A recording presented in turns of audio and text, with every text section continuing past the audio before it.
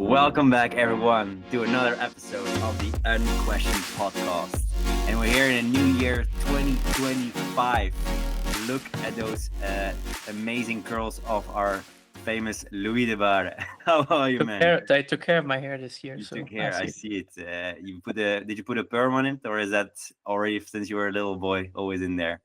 let's just say I did not wash it for the longest time, Mm-hmm. and now I'm supposed to start washing it again. So I don't know. Okay. There's even color in there. Yeah. I like it. I like it.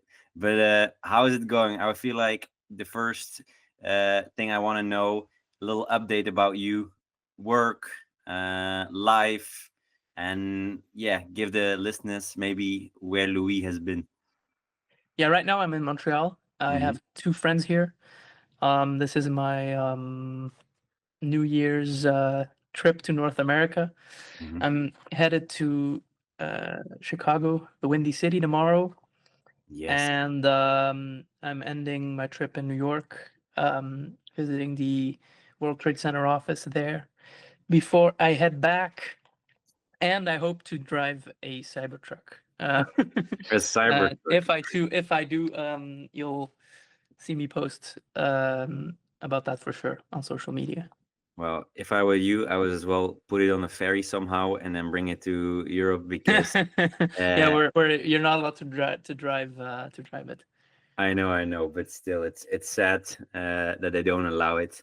But maybe he'll make a version that is compliant No, no, with no, no, the no, no, EU no, no. regulations. No, Let's have that's the other way around. I think okay. by now the EU has to adapt. Its Um, regulations a little bit to keep up with its time. yep. Mhm. Or really like tell us like give us some hard proof about how dangerous this is. Like I'm sure there is actually yeah bigger hazard doing this, but Bigger hazard of them allowing the yeah, cyber because if truck. you collide, I don't know, I know you can do more damage. So what that's true. about yourself? What's your situation like? Let's give people an update because you've been switching countries. Yes, switching countries, switching, let's say, career-wise as well. So first of all, I've now moved to Amsterdam.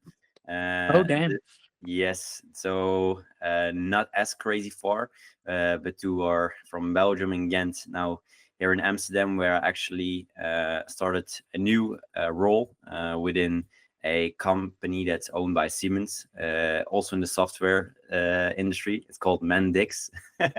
Very funny name for the listeners.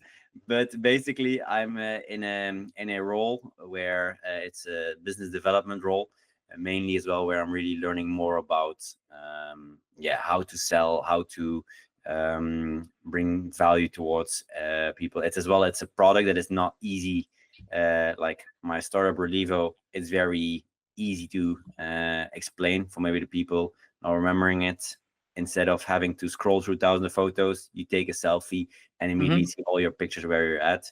And Mendix is literally a software platform to build software, so a low-code platform. And you could say like that, but it's a lot For more enterprise. for enterprise, correct? And So you're already employee of the month over there, or? and employee of the month, let's just say I'm performing good, but good is never enough for me. And but as well, I'm learning a lot and definitely certain skills that I was lacking in my own startup. I'm really happy to gain now at Mendix, and I'll see what the future comes. Sometimes it's good not to plan too much because your startup might be immediately obsolete by a little update of OpenAI or Yeah. whatever. But let's maybe that's a little bit of a recap of what has been going on in my life. I would go into the topic maybe a little bit of one is what has been going on with tech and AI, and then maybe as well a bit of our own resolutions for this new year, 2025, and maybe as well a little update about that we both are very fan of the political change in the United States. That is kind of a very unique way of looking at government, and what Europe probably doesn't like it as much in making it more efficient and cutting a lot of jobs, and that sounds like very scary maybe towards the European Commission, or where we're really fan of creating regulations. But let's maybe quickly start off with AI and OpenAI, the tools that they've been with video and with ChatGPT releasing. What have you been using, Louis, in your day-to-day? Really would love to know. What have I been using? So the OpenAI O1 and O1 mini models by default for most questions. That's their like advanced reasoning model you get as a premium user. I did not yet try O1 Pro, which is part of a $200 a month subscription, because I cannot get access for some reason, and it can take even longer to think. So think of GPT-4o, which is the standard free model. It gives you instant answers, looks up stuff on the web, and then O1 can take up to like 5 minutes to think of harder problems. I don't know how much it really helps for like programming, things like that. But yeah, maybe I would notice if I would go back to the other model. But I'm trying to also like look ahead at their they teased yet another more powerful model called O3, which is not out yet, which supposedly like beats a lot of benchmarks. But benchmarks for difficult Human math thoughts, even, yeah. math problems and programming exercises, even though it's kind of like constrained to like these constructed examples that like as soon as something serves as a benchmark, people optimize for that benchmark, of course. And what we saw is that it's quite expensive to run this thing. So it could take up to, I think, $100, because it would spend in like over an hour. Like it could spend hours thinking about this one problem, which is cool if in one shot, let's say it figures out something out that would take you an hour with Google search and Stack Overflow and trial and error. So I'm trying to live in the future to see what is missing and to be ready for when that drops. What was your been what's been your daily AI experience? Yeah, so mainly the tools I've been using, but have been personalizing them more. So custom GPTs, or with company information. With company of my own startup information, with company information, which where it is allowed, when it is public, that builds custom GPTs and let a lot of manual tasks do for me. Plus as well, so I can focus on the more, the human way of the human strategy side of the job. And mainly, I was still amazed of how more and more things I can connect with these custom GPTs, with the internet, or ask at other data, of just massive PDFs with all kinds of use cases and other stuff, from Siemens, and literally created a very well assistant that even other colleagues of mine now as well use. And it's quite incredible to see that if other people, they just do their job the way they've always done it, that they very quickly and even quicker today become, I wouldn't say irrelevant, but just so much slower than a person that constantly tries to adopting and constantly stays up to date. And I'm as well feel like I'm still lagging behind in comparison to maybe some other colleagues of mine or other the more you know, the more you feel like you you're left behind as well. Correct. And I think now lately what I've been seeing is even Google and I think It was Anthropic that started building a chat interface that immediately can interact with in your browser, with your screen, so that that I felt like was still a big disconnect, that you know what task you need to do, and in certain parts you use ChatGPT with info you've as well feeded it, or data you've feeded it to fulfill that task, but it was still a lot of copy pasting and attaching things with Zapier, with other tools to connect it. And now you could even just have a chat, explain what it has to do, and you see live, like in a way, a human doing the clicks and doing all the interactions. And I feel like it's quite a Well, on leap that forward. topic of managing multiple files, have you tried Notebook LM by Google? I've tried it once, just because I did my thesis in a very, let's say, deep learning, a very tough 3D prediction. So I predicted clouds in the future, and there was still a lot of papers sometimes that I remember that were really difficult for me to understand.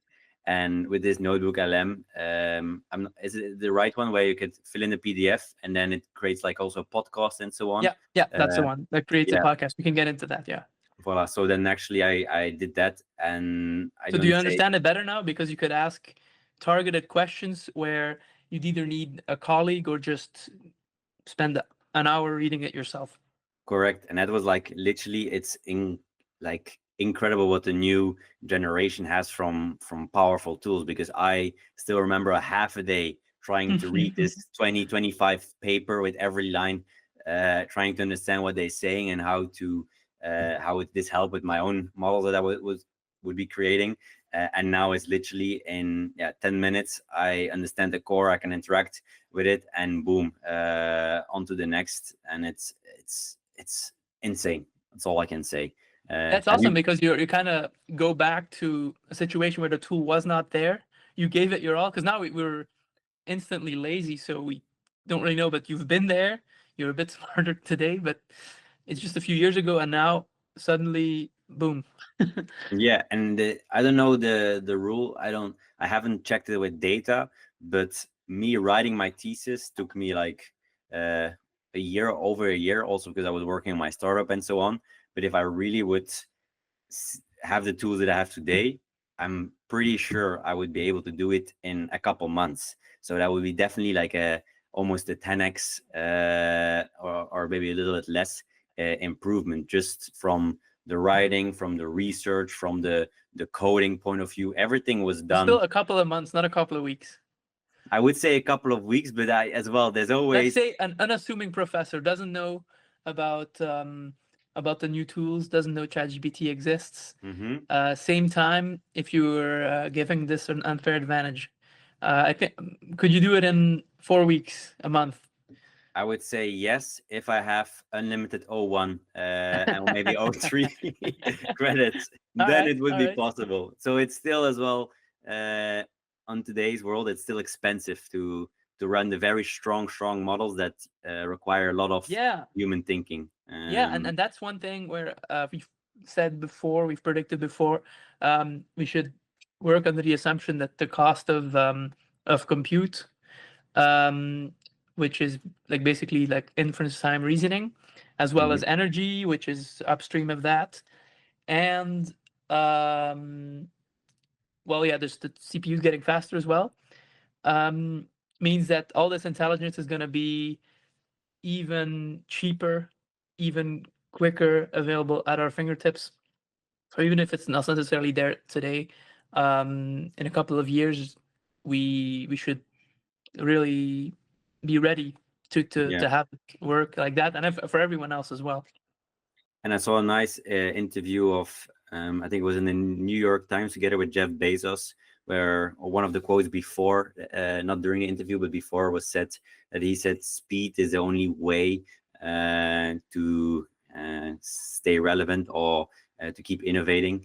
Don't exactly quote me on that, but the message was I think still there. speed of change probably, because if you Hmm. have the wrong idea or a late idea, Hmm. um, you can try to get it out the door as fast as you want, but you probably need to reassess more quickly than ever if what you're doing is the right thing.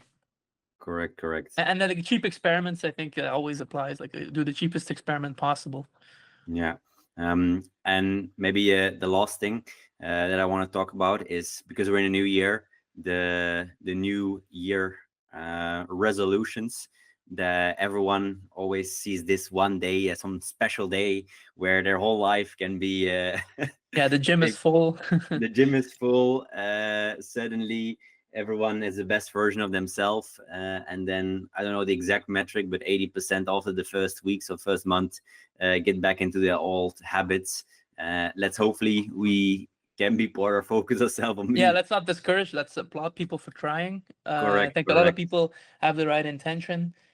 And I've also been very, let's say, guilty of making very big plans on the 1st of Jan and then not able to follow through. Yes, But I actually, about not following through, I want to complete my original plans, and I unfortunately let my two gym buddies, Willem, you, and Sim, down again because I did not finish Sally. Sally, for Bring the Sally Up listeners, song. it's yeah, Bring Sally Up from Moby. It calls So Flower. I did make progress. My personal record is, I believe, 2 minutes and 56 seconds. I was gunning for over 3 minutes, but if I'll make excuses because of the jet lag, I didn't improve. And the whole song is 3 minutes 15 seconds. So if I You're don't make close. it by So next year, then 2025. something's really wrong. Then that Okay. means I'm not improving.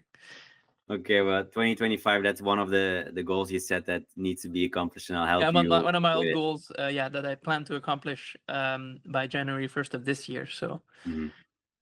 And any other of when it comes to work, family. do less. Small prediction, I think, if it wasn't already, the word of the year will be something like overstimulated. Just a fancy way of saying you're anxious, you're stressed, and more than ever, it's important for us to actually read a news article in full. Just read less, but actually Mhm. pay attention. So yeah, I want to do less. Spend less time on Twitter. Look at a few interesting articles. Read a few interesting books. So trust my judgment to pick the right content, consume the right things, diligently, with good attention, and don't like overload. That's Yeah, uh that's my I goal. like that. I love What it. about you? Well, it's quite connected to you. One of my number ones is accountability, and accountability is maybe not an easy to understand that as a goal, but it's more saying more no, and as well do less or do more of the good stuff and less of the all stuff. Because by saying a lot of yes, a lot of opportunities, you try everything and then everything is done half. So really disciplined focus and daring to say no to certain things if it's not connected to your exact That sounds great, but it's a bit destination. abstract. Can you make it Mhm. more concrete? Say more no to more meetings. Say, Yeah, can you make it specific? so exactly specific. I haven't made it exactly measurable. The only thing I've said is like every time a thing is required from me or asked from me, if it's now in my startup or in my corporate job, I say, is it attached to my core goals, which is increase more business for Mendix as a BDR, increase the business amount of business will be generated from Relivo. And as well, the third one is share more of what I'm learning, get it out there, because that's one of the things that I've done lacking of doing a lot of work, but not sharing my work, or not, because you can build the best product or you can learn a lot, but if you don't sometimes share it, like this in a podcast, in a post, in a TikTok, then it's will just die with you in your grave. So if these three things, it doesn't help me with share my knowledge, if it doesn't help directly increase the value towards my customers over Levo, or increase the value to the customers of Mendix, then I should say no. And I'm still fine tuning it, so it's very strict because somehow anything you do, you could connect back to these three main things. But that's still what I'm working on a bit. That sounds awesome. Something popped into my head. Can we celebrate? Do a quick round of the thing we're most proud of, or one of the things we're most proud of? Because yes, I was let's do thinking it. of our achievements. I think you picked up a tennis racket. I don't want to fill it in for you, but Ah. what was that like? Okay. Well, to end this podcast, let's say what we are proud of. Well, after 2 years, I've played tennis. For the listeners don't know, since I was 3 or 4 years old, and I played a lot. Went to America to play college tennis over there, Division 1, and was Division 1, baby. Yes, I was I wouldn't say I was good as a player, and I really loved it. And a lot of people was, let's say, feeling very sad that I stopped playing tennis, and now I've picked up again my racket, and it feels nostalgic and amazing. And one thing that's quite incredible is, I don't know, it's in many different sports, but in tennis it is. You see the muscle memory, like the hits, the technique that comes so easily back, because after so much training, it's part of me. It's part of ingrained in my body, and it's quite amazing how your body remembers so well these things. Okay, I have to work on my endurance, but I as well am feeling the ball. I'm feeling getting my back to my my old level somehow. It must be incredible to perform at a high level like that, and then just leave it be. Don't touch a racket, then pick it back up. But Yeah. yes, but tell me, so that's really what I'm proud of, or happy that I've picked up again a racket. And you, Louis, tell me, what has been your year that you are thankful for, or that you happy that you've done? Well, I'm quite proud of the fact that I can just motivate myself to go to the gym on my own. Yeah, it's not the first year that I do that, but I don't know, having the I don't know, having creating enough peace in my life so that I just do it out of intrinsically because I want to, is a great feeling. Mm-hmm. And also going running again. So both of them focused on staying moving. Yeah, staying active. Yeah. That's funny you saying that, because in the beginning, often when you try to make a new habit, you need an accountability partner, which was Sim, our third gym partner, maybe a little bit me, to keep you motivated to go every day during the 75 Absolutely. hours, or to go in a good pattern every week. And I'm glad that as well, it kind of this great habit of staying in shape rubbed on of you. And that, yeah, I don't think I would have gotten there. Also because it wouldn't have the education of knowing that I did the right things. Running is a different story, but it does feel great to be able to share that. And on occasion, when I'm, I don't know, feeling down, or I don't know if I want to continue running, I just remember I've been here before with my friends. Same with the cold plunge. If I ever feel like it's too much, I'm like, I've been here before, and that does help a lot. Wow, that's nice to hear. And one thing as well for our listeners is literally, if you feel lonely, or if you sometimes you feel sad, or you feel like annoyed with your life, getting out there and get moving is like the best thing against feeling a little bit depressed or feeling a little bit sad. It helped me so much as well through struggles of my own, and all of these medicine and other stuff. Sometimes it's best to just get your body moving, and your mind will as well move with you moving forward in a better direction in your life. Yeah, you're absolutely allowed to complain, but go for a run first, and then you have your your license to make excuses. That's what I would tell myself in the first place. Okay, perfect. Thank you so much, Louis. Hopefully you all loved this episode, and we would love to see you back on the next episode of the Unquestioned Podcast. See you. Bye-bye. Yeah, ciao.